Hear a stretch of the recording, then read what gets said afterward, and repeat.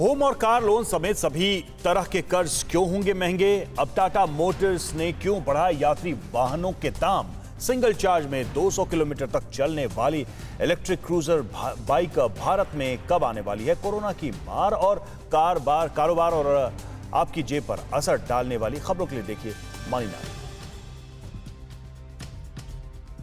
देश में होम और कार लोन समेत सभी तरह के कर्ज महंगे होने वाले हैं क्योंकि देश में बॉन्ड यील्ड 2 साल की ऊंचाई पर पहुंच गई है। कुछ बड़े बैंकों ने डिपॉजिट पर इंटरेस्ट रेट बढ़ा दिया है। ऐसे में बैंक अब जल्द ही कर्ज भी महंगा कर सकते हैं। आशंका ये भी जताई जा रही है कि अगली मौद्रिक समीक्षा में आरबीआई नीतिगत दरें बढ़ा सकता है। टाटा मोटर्स ने अपने यात्री वाहनों के दाम 19 जनवरी से बढ़ाने की घोषणा की है। कंपनी ने अपने यात्री वाहनों की कीमत में औसत 0.9% की वृद्धि की है। इससे पहले मारुति सुजुकी अपने वाहनों की कीमत 4.3% तक बढ़ा चुकी है। कंपनियां इस मूल्य वृद्धि का कारण उत्पादन लागत को बढ़ाना बता रही हैं। एमएसएमई सेक्टर के लोन में फ्रॉड का खतरा बढ़ गया है क्योंकि बैंकों ने इनके सही तरीके से निगरानी नहीं की। डिलॉयट इंडिया के एक सर्वे में ये खुलासा हुआ है। कोरोना काल में सरकार ने emergency credit line guarantee scheme शुरू की थी। इसके तहत ही एमएसएमई और अन्य कारोबार को सहयोग देने के बिना किसी जमानत के 4.5 लाख करोड़ रुपए का लोन दिया गया। ई कॉमर्स वेबसाइट में शॉपिंग करने पर मिलने वाले डिस्काउंट, कैशबैक और रिवॉर्ड के दिन अब जल्द ही खत्म होने वाले हैं। सरकार ई कॉमर्स कंपनियों के लिए एक नई पॉलिसी लाने जा रही है। इस पॉलिसी के तहत ई कॉमर्स कंपनियों को उचित कारोबारी व्यवहार अपनाना होगा। ये कंपनियां विक्रेताओं के साथ भेदभाव नहीं कर पाएंगी।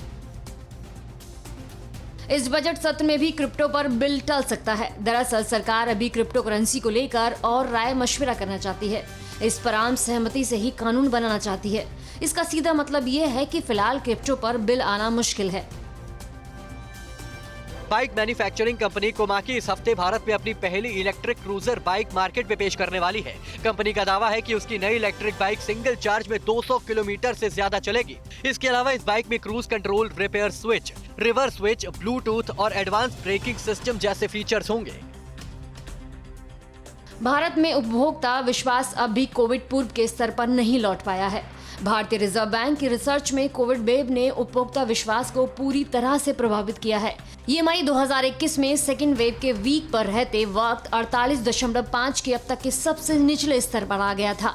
आरबीआई का कहना है कि महामारी का सबसे अधिक असर भारत पर पड़ा है। मुकेश अंबानी की अगुवाई वाली रिलायंस रिटेल ने घरेलू रोबोटिक्स कंपनी एडवर्ब में करीब 983 करोड़ रुपए में 54% हिस्सेदारी खरीदी है। एडवर्ब टेक्नोलॉजी स्वतंत्र रूप से काम करना जारी रखेगी। रिलायंस से मिली धनराशि का इस्तेमाल विदेश में कारोबार के विस्तार और नोएडा में एक बड़ा रोबोट विनिर्माण संयंत्र की स्थापना के लिए किया जाएगा। कोरोना काल में डिजिटलीकरण के साथ साइबर हमलों की घटनाएं भी बढ़ी हैं। वर्ष 2021 में रैंसमवेयर के हमलों में रिकॉर्ड 191% की वृद्धि हुई है। इसका मतलब ये है कि एक संगठन को औसतन 270 साइबर हमलों का सामना करना पड़ा है। कौशल की कमी के कारण साइबर सुरक्षा के खतरों से निपटना चुनौतीपूर्ण बना हुआ है। अड़ी सोमवार से शुक्रवार शाम 6 बजे सिर्फ TV9 भारतवर्ष पर।